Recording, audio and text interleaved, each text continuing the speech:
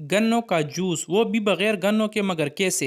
बिस्मिल्लाहिर्रहमानिर्रहीम, अस्सलाम वालेकुम वरहमतुल्लाहि वबरकातुहू। मैं हूँ इरफ़ान अली और मैं आपको इरफ़ान अली फूड सीक्रेट्स में खुशामदीद कहता हूँ। दोस्तों, गर्मियों का सीज़न है और इसमें गन्ने का जूस लोग बहुत शौक़ से पीते हैं।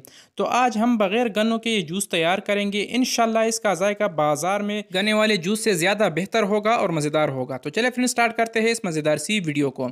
यहाँ पर हमने गुड़ लिया है।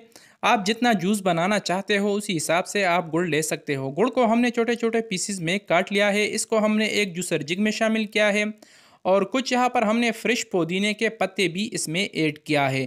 काला नमक हम यहाँ पर थोड़ा सा इसमें ऐड करेंगे। 2 अदद लेमन का रस भी हमने इसमें शामिल किया है और थोड़ा सा बर्फ़ भी हम इसमें ऐड करेंगे।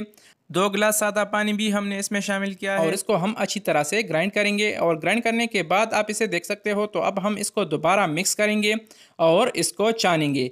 यकीन माने दोस्तों, इसका जायका 100% हर किसी को पसंद आता है और इसका जायका बिल्कुल गन्ने से तैयार होने वाली जूस जैसा होता है।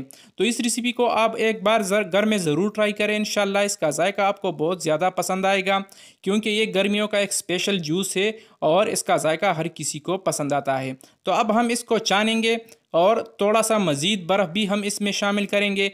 इस दौरान आप इसे चेक कर सकते हो। अगर पानी आपको कम लगे तो इस दौरान आप थोड़ा सा ठंडा पानी इसमें मज़ीद भी शामिल कर सकते हो।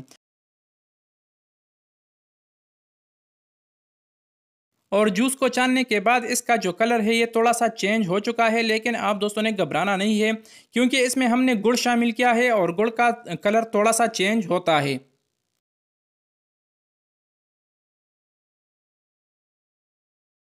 तो दोस्तों, कैसी लगी हमारी आज की आसान सी और मज़ेदार सी रेसिपी? उम्मीद करता हूँ आप दोस्तों ने हमेशा की तरह हमारी आज की आसान सी रेसिपी काफ़ी पसंद की होगी। अगर वीडियो पसंद आई है तो वीडियो को भी लाइक करें और शेयर करें और चैनल को तो ज़रूर सब्सक्राइब करें। तो फ्रेंड, मिलते हैं नेक्स्ट वीडियो में एक नई और आसान सी रेसिपी के साथ। तब तक के लिए अपने दोस्त, अपने भाई इरफान अली को दीजिए इजाज़त। जहाँ रहे खुश रहे और हमें अपनी कीमती दुआओं में ज़रूर याद रखिए। अल्लाह हाफिज़।